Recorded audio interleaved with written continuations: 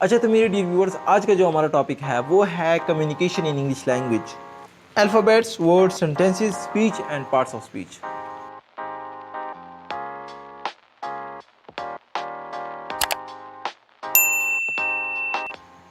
अच्छा तो सबसे पहले कोई भी अगर लैंग्वेज है तो उसका मेन फंक्शन जो है वो कम्युनिकेशन का है। यानी कोई भी लैंग्वेज अगर कोई इस्तेमाल करता है वो बेसिकली टूल ऑफ कम्युनिकेशन है, ये सोर्स ऑफ कम्युनिकेशन है जिसके ज़रिए कम्युनिकेशन डन होती है। अब कम्युनिकेशन कहाँ से आए? Communication is direct from word communicare which means to share और टू एक्सचेंज। शेयर करना, एक्सचेंज करना। आप क्या शेयर करना? इन्फॉर्मेशन को शेयर करना। हम जब भी किसी दूसरे बंदे के साथ, किसी भी इंसान के साथ अपनी इन्फॉर्मेशन को, नॉलेज को, thoughts, ideas, emotions and feelings को शेयर करते हैं, this is basically called communication. अब कम्युनिकेशन होती कैसे है? Communication, how communication is done. तो कम्युनिकेशन कैसे होती है? Communication is done through specific symbols, science and signals. Communication, कोई भी कम्युनिकेशन हो, चाहे वर्बल हो, नॉन वर्बल हो, उसमें हमारे पास या सिंबल इस्तेमाल होते हैं या सिग्नल्स या साइंस। ठीक है। अब हमारे पास कोई भी लैंग्वेज हो उसमें ये चीज़ें कॉमन होती हैं। For example alphabets, words, sentences, speech या पार्ट्स ऑफ स्पीच, ये हमारे पास कॉमन होते हैं। यानी हर लैंग्वेज के आपके पास अल्फ़ाबेट्स भी होंगे, वर्ड्स भी होते हैं उसमें और सेंटेंसेस भी होते हैं जिससे वो बनी होती है। ये बात याद रखें कि हमारे पास जो लैंग्वेज है वो बेसिकली स्पोकन है। रिटन लैंग्वेज बहुत लेट ईजाद हुई, यानी बहुत लेट उन्होंने इंट्रोड्यूस किया। और written language basically written communication को कहते हैं, जब हम किसी को रिटन फॉर्म में किसी के साथ कम्युनिकेट करते हैं। तो वर्बली किसी के साथ या आपके पास वोकल साउंड के फॉर्म में किसी के साथ कम्युनिकेट करना वो स्पोकन लैंग्वेज है, और उसके लिए हम साउंड्स का इस्तेमाल करते हैं। जब रिटन लैंग्वेज की बात करते हैं तो रिटन लैंग्वेज में हम उन साउंड्स को रिटन फॉर्म में बताते हैं, रिटन फॉर्म में लिख के देते हैं। जब हम रिटन लैंग्वेज की बात करते हैं तो हम उन साउंड्स को रिटन फॉर्म में लिख के देते हैं जिसके ज़रिए हम दूसरे के साथ कम्युनिकेट करते हैं। तो यहाँ पर हमारे पास सबसे पहले आता है अल्फ़ाबेट्स। अल्फ़ाबेट्स क्या है? Group of 26 letters. English language की अगर बात की जाए तो उसमें 26 लेटर्स हैं, तो group of letters is basically called alphabets. ये हमारे पास अल्फ़ाबेट्स कहलाते हैं। इंग्लिश लैंग्वेज में अल्फ़ाबेट्स यानी लेटर्स जो ग्रुप है वो 26 लेटर्स का है, A to Z।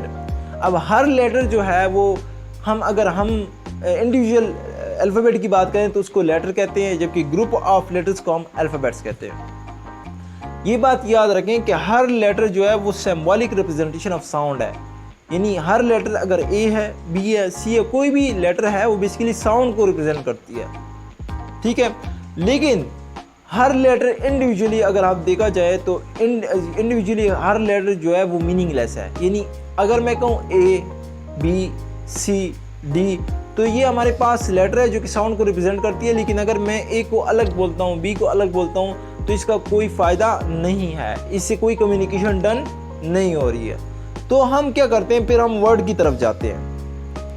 वर्ड की तरफ जाते हैं, इसके बीच में कुछ यूनिट्स आते हैं, लेकिन हम डायरेक्टली वर्ड की तरफ जाते हैं, क्योंकि वर्ड फिर हमारे पास क्या है?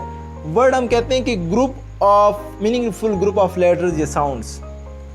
हम इन लेटर्स को कंबाइन करते हैं एक ख़ास सीक्वेंस में ताकि वो हमें मानी दे। हम लेटर्स को कंबाइन करते हैं मीन्स हम कुछ ख़ास स्पेसिफिक साउंड्स को कंबाइन करते हैं ख़ास मैनर में ताकि हमें वो मीनिंग दे, वो मीनिंगफुल ग्रुप ऑफ लेटर्स या साउंड होता है। फॉर एग्जांपल अगर मैं देखूं वर्ड्स, हमारे पास एक साउंड या लेटर है B, दूसरा आपके पास है O और तीसरा आपके पास है Y। B, O, Y, ये 3 लेटर्स हैं, ये 3 साउंड्स हैं, इनको मैं कंबाइन करके एक मीनिंगफुल वर्ड निकालता हूँ जो क्या है? बॉय। ये एक साउंड है जो कि मीनिंगफुल है। ठीक है। तो अगर आप देखा जाए B, O, Y, इस लेटर के लेटर्स, इंडिविजुअल लेटर्स जो हैं वो मीनिंगलेस थे, लेकिन डिफरेंट लेटर्स को मैंने कंबाइन किया, डिफरेंट साउंड्स को मैंने कंबाइन किया, अब वो मीनिंगफुल हो गए। B, O, Y, boy. इस तरह GIR गर्ल, इस तरह हमारे पास BAG बैग। तो हमारे पास डिफरेंट साउंड्स या डिफरेंट लेटर्स मिलकर आपके पास वर्ड्स बनाते हैं जो कि मीनिंगफुल होते हैं। लेकिन ये बात याद रखें, ये बात याद रखना ज़रूरी है कि हमारे पास वर्ड्स अगर इंडिविजुअल वर्ड इस्तेमाल करें तो वो भी हमारे पास कम्युनिकेशन के लिए काफ़ी नहीं है। फॉर एग्जांपल अगर मैं कहूँ बॉय, किसी को मैं कहूँ बॉय, तो इंडिविजुअल वर्ड है, तो बॉय अगरचे मीनिंगफुल है लेकिन फिर भी कम्युनिकेशन इससे डन नहीं हो सकती कि बॉय क्या। अगर मैं कहूँ एक पेन या मार्कर, तो इससे कम्युनिकेशन डन नहीं हो रही, मैंने आगे कुछ और वर्ड्स उसके साथ ऐड करने तब जाके कम्युनिकेशन डन होगी। इसीलिए हम वर्ड से फिर आगे फर्दर एक और लार्जर यूनिट की तरफ चले जाते हैं जो कि आपके पास सेंटेंसेस हैं। अब ये बात याद रखना ज़रूरी है कि वर्ड्स और सेंटेंसेस में दो और यूनिट्स भी हैं, फ्रेज और क्लास। लेकिन चूँकि हमारा काम है कम्युनिकेशन का, हमारा टॉपिक है कम्युनिकेशन का, इसलिए हम मेन जो यूनिट्स हैं उसी को डिस्कस कर रहे हैं। तो अल्फ़ाबेट्स, फिर उसके बाद अल्फ़ाबेट्स में आपके पास लेटर्स से आपके पास क्या बना, वर्ड बना। फिर अब वर्ड जो है उससे आपके पास सेंटेंस बनता है। कोई भी सेंटेंस है वो आपके पास वर्ड से बनता है। अब सेंटेंस क्या है, मीनिंगफुल ग्रुप ऑफ वर्ड्स होता है। आपके पास जो डिफरेंट वर्ड्स हम बना लेते हैं, उन वर्ड्स को कंबाइन करते हैं एक मीनिंगफुल वे में, ताकि हमारे पास कम्युनिकेशन वो परफॉर्म हो सके। हमारे पास सेंटेंस को हम यूँ डिफाइन कर सकते हैं कि group of words which has its own meaning and gives a complete sense, या combination of words which give complete sense. आपके पास ऐसा मजमूआ अल्फाज का जो कि कंप्लीट सेंस दे, जो कंप्लीट मानी दे, जो दूसरों को समझ आ जाए। फॉर एग्जांपल मैंने कहा मार्कर या pen, so I write with pen, या what are you doing with the pen, आप पेन के साथ क्या कर रहे हैं।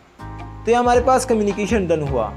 आई राइट विद द पेन, मैं पेन के साथ लिखता हूँ, आपको समझ आई। तो मैंने डिफरेंट वर्ड्स को कंबाइन किया, आई write with a pen.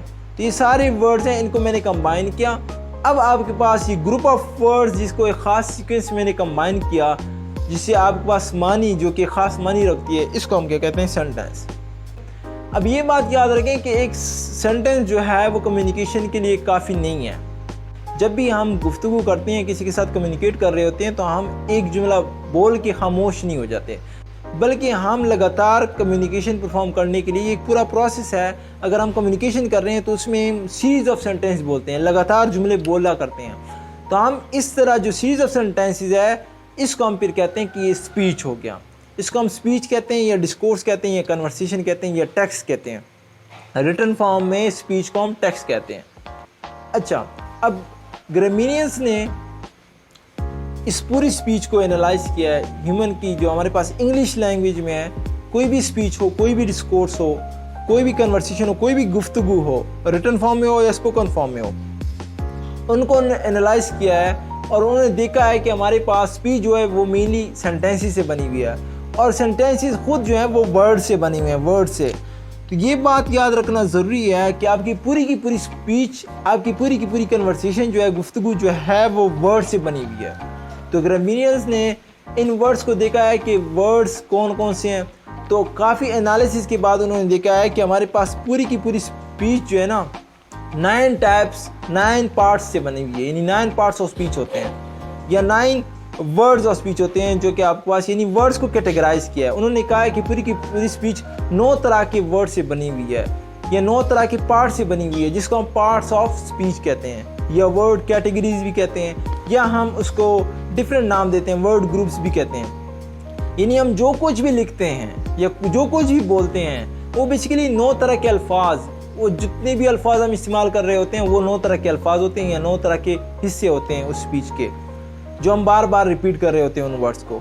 In 9 parts को हम पार्ट्स ऑफ स्पीच कहते हैं। अब ये पार्ट्स ऑफ स्पीच अगर हम देखें तो पार्ट्स ऑफ स्पीच हमारे पास कुछ हमारे पास 2 तरह की ग्रामीनियंस है, 2 स्कूल्स ऑफ थॉट्स हैं।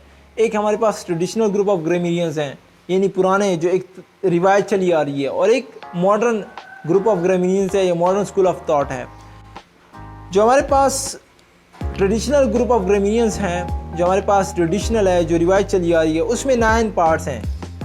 जबकि आपके पास जो मॉडर्न ग्रामीनियंस हैं, उनके मुताबिक हमारे पास जो पार्ट्स ऑफ स्पीच हैं, या वर्ड कैटेगरीज हैं, या वर्ड ग्रुप्स हैं, वो 9 नहीं हैं, बल्कि उन्होंने उनको थोड़ा कम किया हुआ है। और उन्होंने वो जो हमारे पास ओल्ड हैं, वो कहते हैं कि हमारे पास नाउन है, एडजेक्टिव है, वर्ब है, एडवर्ब है, प्रोनाउन है, प्रीपोजिशन है, कंजक्शन है, इंटरजेक्शन है, आर्टिकल्स है, यानी 9 पार्ट्स ऑफ स्पीच है। जबकि आपके पास जो न्यू मॉडर्न ग्रामीनियंस है, वो कहते हैं आप हमारे पास नाउन, एडजेक्टिव, वर्ब, एडवर्ब, और आपके पास प्रीपोजिशन है, कोऑर्डिनेटर्स हैं, सबऑर्डिनेटर्स है, और डिटर्मिनर्स है या डिटर्मिनेटिव्स हैं। तो हम जो हैं वो बेसिकली, क्योंकि हमारे पास ट्रेडिशनल ग्रुप ऑफ ग्रामीनियंस हैं, इवन जो हमारे पास रन मार्टिन की हाई स्कूल ग्रामर की बुक है, उसमें भी इन्होंने ट्रेडिशनल वे ऑफ ग्रामीनियंस को फॉलो किया है। यानी हमारे पास 9 पार्ट्स ऑफ स्पीच को डिस्कस किया, लिहाजा हम भी उन्हीं हिसाब से चलेंगे। पहले 9 पार्ट्स ऑफ स्पीच को डिस्कस करेंगे और उसके बाद हम न्यू जो हमारे पास मॉडर्न क्रिमिनल्स हैं उनके पार्ट्स ऑफ स्पीच को भी डिस्कस करेंगे, जो कि हमारे पास 8 हैं। तो आप पार्ट्स ऑफ स्पीच को देखने के लिए हमारी नेक्स्ट वीडियो को ज़रूर देखें। तब तक के लिए मुझे दे इजाज़त। अल्लाह हाफ़िज़।